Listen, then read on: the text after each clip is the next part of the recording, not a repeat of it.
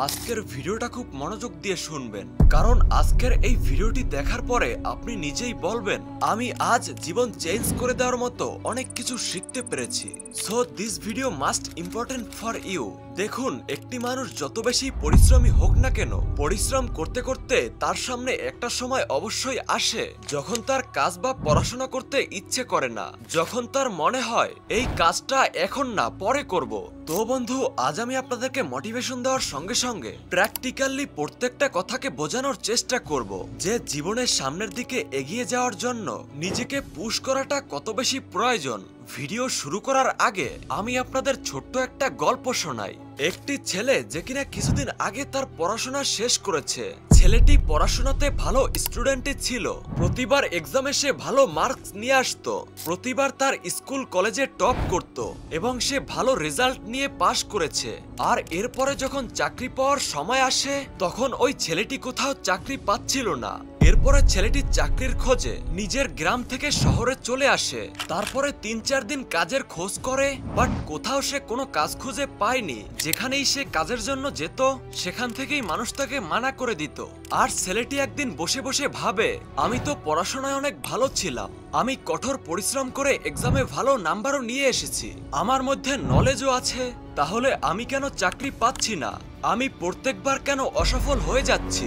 ছেলেটি এই কথা চিন্তা করে অনেক দুঃখী হচ্ছিল। আর সবশেষে ছেলেটি হার মেনে নিয়ে বাড়ি ফিরে যাওয়ার সিদ্ধান্ত নেয়। কিন্তু তখনই তার মনে একটা কথা আসে যে বাড়ি তো চলেই যাব, তার আগে আরেকবার চেষ্টা করে দেখি। আর ছেলেটি যেখানে দাঁড়িয়ে ছিল সেখানে সে একটি ধনী মানুষের বাড়ি দেখতে পায়। ছেলেটি ভাবে এই বাড়ির মালিক তো অনেক ধনী, ওনার কাছে তো নিশ্চয়ই কোনো না কোনো কাজ অবশ্যই থাকবে, তো সবশেষে আরেকবার চেষ্টা করে দেখা যাক। তারপরে ছেলেটি ওই ধনী মানুষটির বাড়ি চলে যায় আর বাড়ির মালিককে বলে যে আমার জন্য কি কোনো কাজ পাওয়া যাবে। তখন ওই ধনী লোকটি বলে, কাজ তো আছে, তুমি কি সেই কাজ করতে পারবে? তখন ছেলেটি বলে, হ্যাঁ, আমি অনেক পরিশ্রমী, আমি যে কোনো কাজ করতে পারবো। এছাড়া আপনি আমার রেজাল্ট দেখুন, আমি অনেক ভালো স্টুডেন্টস, ভালো মার্কস পেয়েছি এবং আমি সবসময় আমার ক্লাসে টপ করতাম। তখন ওই ধনী লোকটি বলে, আমার এইসবের কোনো প্রয়োজন নেই, কারণ আমি এই সবকিছু তোমার চেহারাতেই দেখতে পাচ্ছি।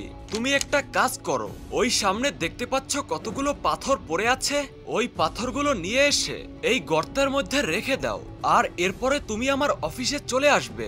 ছেলেটি অনেক খুশি হয়ে যায় আর সে দ্রুত তার কাজ করা শুরু করে দেয়, কারণ ওই ধনী লোকটা তাকে বলেছিল যখন তুমি এই গর্তটা পূরণ করে ফেলবে তখন তুমি আমার অফিসে চলে আসবে, বাকি কথা অফিসেই হবে।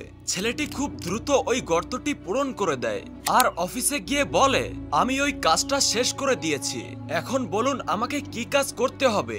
ধনী লোকটা বলে, আমার একটু ভুল হয়ে গেছে, তুমি আর একটা কাজ করো, তুমি ওই পাথরগুলোকে পুনরায় আবার সেখানে রেখে দাও যেখানে ছিল। ছেলেটি কোনো প্রশ্ন না করে পুনরায় সেখানে চলে যায় আর পাথরগুলো যেখানে ছিল সেখানেই রেখে দেয়। ছেলেটি অনেক ক্লান্ত হয়ে গেছিল, কিন্তু তারপরেও ছেলেটি অফিসে যায় আর লোকটিকে বলে, আমি আপনার দ্বিতীয় কাজটাও করে দিয়েছি। এরপরে ধনী লোকটা বলে, আজ তুমি অনেক বেশি ক্লান্ত হয়ে গেছো, আজ তুমি বাড়ি চলে যাও, আগামীকাল সকালে তুমি অফিসে চলে আসবে। পরের দিন সকালে যখন ছেলেটি অফিসে আসে তখন ওই ধনী লোকটি ছেলেটিকে আবারও ওই একই কাজ দেয়, অর্থাৎ ওই পাথরগুলিকে উঠিয়ে গর্তে রাখতে বলে আর পুনরায় গর্ত থেকে পাথরগুলোকে উঠিয়ে আগের জায়গায় রাখতে বলে। আর এভাবেই বেশ কিছুদিন চলতে থাকে।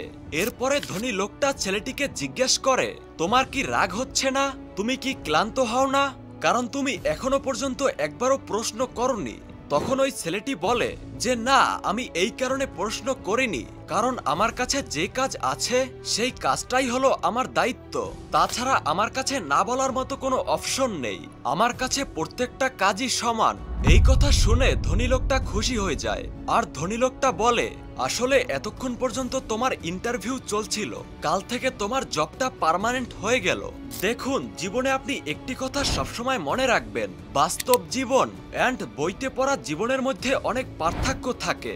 বইতে কোনো কিছু পড়া খুবই সহজ, কিন্তু বাস্তব জীবনে সেটা খুবই কম হবে। তাই শুধু বইয়ে পড়ে শিখে আপনি সফল হতে পারবেন না।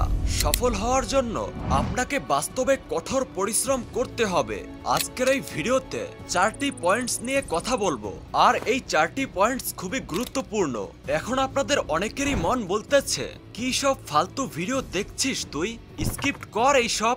ইউটিউব শর্টস দেখ, ইনস্টাগ্রাম রিলস দেখ, টিকটক দেখ, কি এইসব ফালতু ভিডিও দেখছিস তুই? বন্ধু, আপনার মন আপনাকে নেগেটিভ দিকে নিয়ে যাবে, কিন্তু আপনার মনের কথা শুনলে হবে না, আপনি আপনার নিজের কথা শুনুন। So back to the topic. আপনি চাইলে এই 4টি পয়েন্টসকে নোট করে রাখতে পারেন। নাম্বার 1, নিজেকে জোর করে কাজ করানোর অভ্যাস তৈরি করুন। নিজেকে অর্ডার দেওয়া শিখুন, কারণ যখন আপনি নিজের মনকে অর্ডার দিবেন তখন আপনি আপনার মনের মালিক হয়ে যাবেন। আর যখন আপনার মনের বন্ধু হবেন তখন সবকিছু আপনার নিয়ন্ত্রণের বাইরে চলে যাবে। তাই আপনাকে নিজেকে অর্ডার দেওয়া শিখতে হবে। সোজাভাবে বললে আপনাকে আপনার ব্রেনকে কন্ট্রোল করা শিখতে হবে। আর যখন আপনি মনকে নয় বরং মন আপনাকে নিয়ন্ত্রণ করবে, তখন আপনার মন ভুল দিকে চলে যাবে। তাই আপনার মন সবসময় আপনার নিয়ন্ত্রণেই থাকতে হবে। নাম্বার 2, একা কাজ করার অভ্যাস তৈরি করুন। দেখুন, জীবনের সফল সেই মানুষগুলোই খুব দ্রুত হয়ে যায় যারা বেশি সময় ধরে একা থাকতে পারে। অনেকের মাঝে পড়াশোনা করলে আর একা পড়াশোনা করলে এই দুটোর মধ্যে অনেক পার্থক্য থাকে। যখন আপনি একা পড়াশোনা করবেন তখন আপনার মনোযোগটা একটি দিকেই দিতে পারবেন, আর যে কাজে আপনি ভালোভাবে মনোযোগ দিতে পারবেন সেই কাজ আপনার খুবই ভালো হবে। আপনাকে আপনার কাজের লিস্ট তৈরি করতে হবে। যেই কাজগুলো গুরুত্বপূর্ণ সেই কাজগুলো সেই দিনই শেষ করতে হবে, যাতে আগামীকালের জন্য কোনো কাজ পড়ে না থাকে। ফালতু বন্ধু, ফালতু মানুষ, এই সমস্ত ফালতু জিনিস যা আপনাকে দিনে দিনে ভুল রাস্তার দিকে নিয়ে যাচ্ছে, সেই সব কিছুকে নিজের ভিতর থেকে আউট করে আপনাকে একান্তে থাকা শুরু করতে হবে। নাম্বার 3, নিজের ভ্যালু তৈরি করুন। দেখুন, যতক্ষণ পর্যন্ত আপনি নিজেকে সম্মান না দিবেন ততক্ষণ পর্যন্ত এই পৃথিবীর মানুষও আপনাকে সম্মান দিবে না। নিজের ভ্যালু, নিজের পরিচয় আপনাকে জানতে হবে। আপনাকে এটা জানতে হবে আপনি আসলে কি। দেখুন, নিজের দুর্বলতাটা জানাটা খারাপ কিছু নয়। যখন আপনি আপনার দুর্বলতাগুলো জানতে পারবেন তখন আপনি সেগুলোকে ঠিক করার ব্যাপারে চিন্তা করবেন, আর এই পরিবর্তনটাই আপনার জীবন পরিবর্তন করতে সাহায্য করবে। আপনাকে একটি লিস্ট তৈরি করতে হবে যে আপনার মধ্যে কি কি খারাপ দিক আছে, এমন কি আছে যা আপনার লক্ষ্য অ্যাচিভ করতে আটকে রেখেছে, আর এমন কি ভালো আছে যেগুলিকে আপনি জীবনে এগিয়ে যাওয়ার জন্য ব্যবহার করতে পারেন। জীবনে অন্য মানুষগুলোর উপরে নয়, নিজের উপরেই মনোযোগ দিয়ে সফল হওয়া যায়। আপনি যত বেশি নিজের মধ্যে পরিবর্তন নিয়ে আসবেন, আপনি নিজেকে যত বেশি সংশোধন করবেন, এটা আপনার ভবিষ্যতের জন্য ততই ভালো হবে। আসলে আমাদের ভিতরের পৃথিবীটা বাহিরের পৃথিবীর সাথে লিংক থাকে, তাই সবকিছু আপনার চিন্তার উপরেই নির্ভর করে। যেমন ভাবে আপনি এই পৃথিবীকে দেখবেন তেমনটাই আপনি এই পৃথিবীকে দেখতে পাবেন। নাম্বার 4, নিজেকে প্রশ্ন করুন। দেখুন, সকাল থেকে সন্ধ্যা প্রতিটা দিন এমনভাবে পার হয়ে যায় যে আপনি বুঝতেই পারেন না। যেমনটা আমি আপনাদের আগেই বললাম, যখন আমরা নিজের সম্পর্কে চিন্তা করব তখন আমরা আমাদের ভুলগুলো দেখতে পাবো, কিন্তু যখন আমরা নিজেকে প্রশ্ন করব তখন আমরা আমাদের ভিতরের দুর্বলতাগুলোকে দেখতে পাবো, আর এটাই আমাদের জীবনে এগিয়ে যেতে সাহায্য করবে। আপনি প্রতিদিন যতটা পড়াশোনা বা কাজ করেন, রাতে সেই সমস্ত কিছুর হিসাব করুন যে আজ আপনি কি কি গুরুত্বপূর্ণ কাজ করেছেন আর কোন কাজটা অসম্পূর্ণ থেকে গেছে, আর এমন কোন কাজটা আপনি করেছেন যে কাজটা আপনার করা উচিত হয়নি। আজ আপনি নতুন কি শিখেছেন, আজ আপনি নতুন কি জানতে পেরেছেন।